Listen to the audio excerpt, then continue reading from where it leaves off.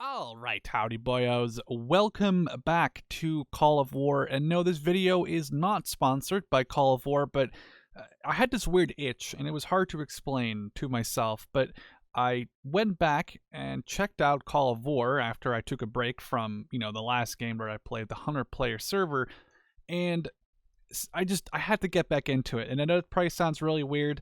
It might be a slight little bit of an addiction. The game is just there's something very addicting, I suppose, about taking over lands of your enemies.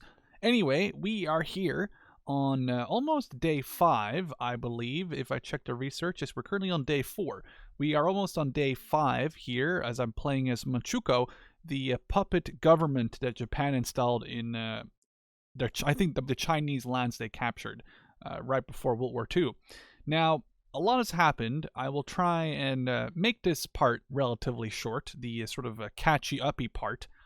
Initially, I made sure that my borders were secure, and I moved south here into the computer-controlled area of Mukden.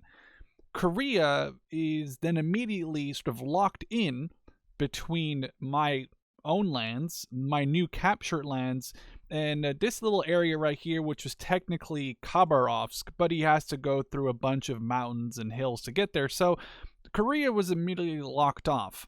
I sort of made an alliance and asked Mongolia to join me to sort of secure my borders.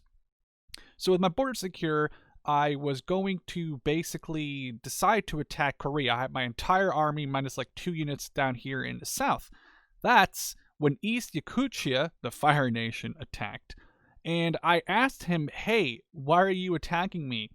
All he said was manifest destiny. So I made it my own manifest destiny to pay back for him being so arrogant. So I pushed my army away from Korea, though I was literally on the same hour I was going to attack, he attacked me.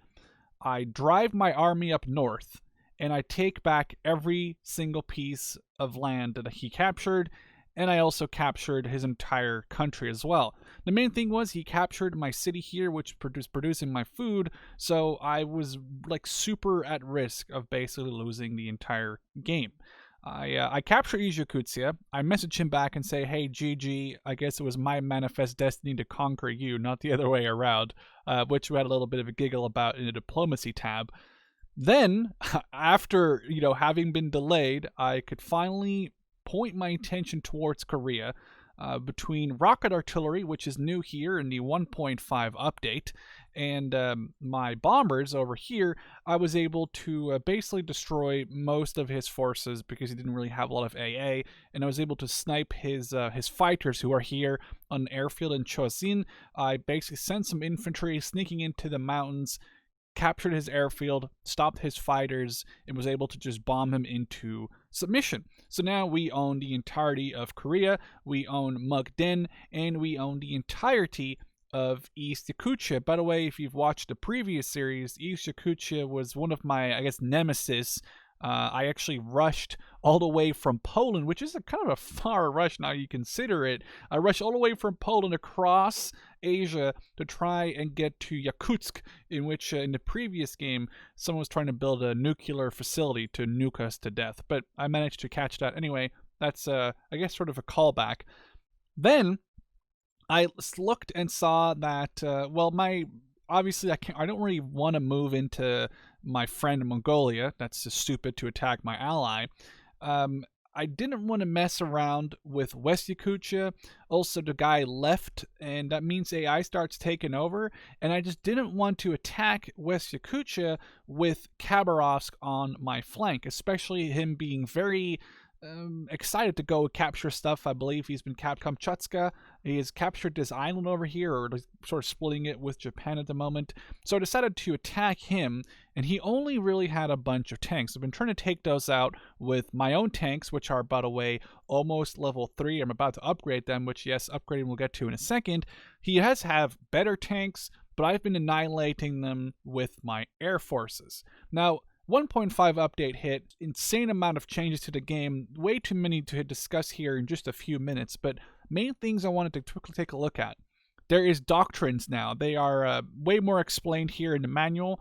but there's 4 doctrines, and the countries are divided between Axis, Allies, Comintern, and Pan-Asian. Now, it doesn't mean that you cannot attack another Axis country if you're playing an Axis country, or it doesn't mean I cannot attack another Pan-Asian country because I'm playing a Pan-Asian country, but there's certain bonuses and well, debuffs that you get or receive if you're playing a specific group. So as the Pan-Asians, I have higher speed, higher view range, I get awesome terrain bonuses, but my units have 10% less health.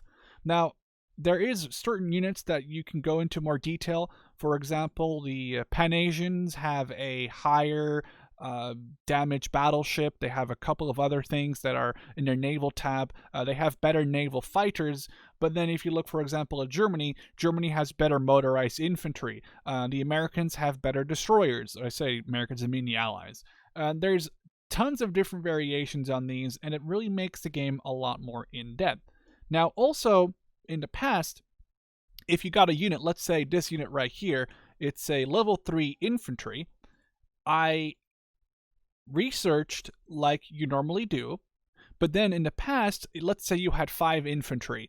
If you research level 2 infantry, all your level 1 infantry would automatically upgrade to level 2. That's no longer the case. You now have to physically go through, as I'm doing right here, for example. I'm upgrading these level 2 infantry to level 3 infantry, which locks them in place, costs a little bit of resources, but in general, research has been made cheaper, but you do have to then upgrade the units that come with it. You can, however, build units in your factories still, in barracks, etc., etc., but, you know, the higher level of a unit, so level 2 versus level 3, level 4, obviously does cost more time to produce. There's also a bunch of different buildings. We have tank plants, we have barracks, well, I guess that was already there, ordnance foundry, we have secret lab. They also removed some things. One that was very noticeable to me was there's no more nuclear submarines, no more nuclear aircraft carriers or battleships. They added a few things here and there. My favorite, however, is rocket artillery. It's an awesome, very mobile unit that is an anti-infantry and, I guess, ordnance unit. They added new bombers. They now split the attack bomber into 2 different ones. Before, the tactical bomber was good against both, you know, unarmored and armored targets. Now they added the attack bomber, which is basically like, I guess you could say it's like a Stuka or an IL-2 sort of variant. And a tactical bomber is there to deal with unarmored targets, whereas the attack bomber is there to deal with armored targets. They also moved commandos and paratroopers away from the secret tab. They did a bunch of different updates. A lot of units have had their damage hugely increased. My main thing I really didn't like previously was the very low damage of the railroad gun and its super low speed. And they definitely gave it a speed buff and a damage buff, which is awesome. Alright, it's a few days later. Let's check out what happened. Also, I realized there is a music/sound button, and I've turned it on for this part of the video. Let me know if you like it, or if it's super distracting, I can turn it off again for the next one. Let's scroll out a little bit and take a look, and as you can see, basically the whole of northeastern Asia now belongs to Manchukuo, all the way here to the Bering Strait between Alaska and Russia. Well, it wasn't Russia, it's ours now, it's Manchukuo's now, but the Bering Strait, we're basically here bordering the like Alaska, United States, and we're getting kind of close to Europe. Ural here is expanding towards Poland and towards Finland. They'll probably get us knocking on their door at some point soon. In the meantime, my allies, Nationalist China, Burma, the Philippines, and Japan are doing things. They are also expanding, mostly westwards, though I believe Burma and the Philippines have been moving southwards. Now, the one thing that's kind of weird, yes, I was in an alliance with Mongolia. He, however, decided to attack Nationalist China, and Nationalist China was like, hey, buddy, we mean no harm, but your, ally attacked us. And I was like, well, there is literally no one left in this alliance but me and a guy who was just an AFK. So I said, well, why don't I just join you guys, ? And luckily they accepted me. So I'm in their alliance, hopefully not gonna get, backstabbed. But that's what happened between myself and Mongolia and the coalition that we had. I'm just mopping up a little bit of resistance here, and also here in Tanu Tunu, or what is it called? Tanu Tuva. I don't know why I said Tanu Tunu. Tanu Tuva. I'm mopping up resistance here, getting a little bit more land, and we're getting pretty damn close to Europe. Actually, Poland has pretty much reached to, well, pretty much there's only a couple of provinces between myself and Poland here.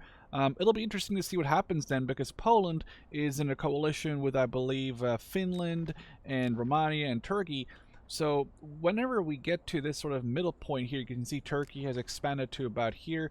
So Finland, Poland, Romania, and Turkey are all in an alliance. You can kind of see here that the Caspian Sea is sort of the border between their, well, their territory and well, our neighbor's territory here of Kazakhstan and North Europe, but soon that'll be our territory, and it'll be interesting to see. One sort of shout out I wanted to do was to Ethiopia, who has single-handedly and without having a coalition grabbed large parts of Africa. However, he is being threatened, and I've seen him fight wars, or actually a couple of wars here. He's seen 5 of them.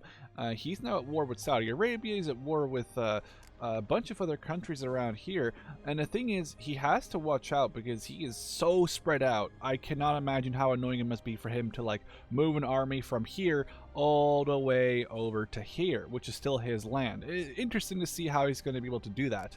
With that being said, I hope you guys enjoy watching some more Call of War. I really actually genuinely like playing the game. It's been kind of addicting here, just moving stuff around and capturing territory. Hopefully this will just be as much as a success as my previous one, in which I obviously managed to win as a coalition.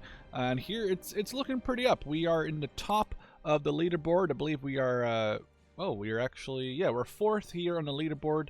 I guess technically 4th, though they're sharing the 2nd place. But yeah, so we're technically 4th on the leaderboard, and you know, there is quite a few point differences here. Someone who is in the top 10 is 10 cities behind me. So, because that's what in the new thing, the cities are the only things that give you victory points, and they give you 10 per city. So, yeah, one of my alliance members who is in the top 10 is 10 whole cities behind me, whether there's only 2 cities between myself and, you know, the number 1, 2, and 3. Well, number 1 and share 2, technically. With that being said, I hope you guys enjoyed this video. I'd love to see you guys in the next update. Cheers.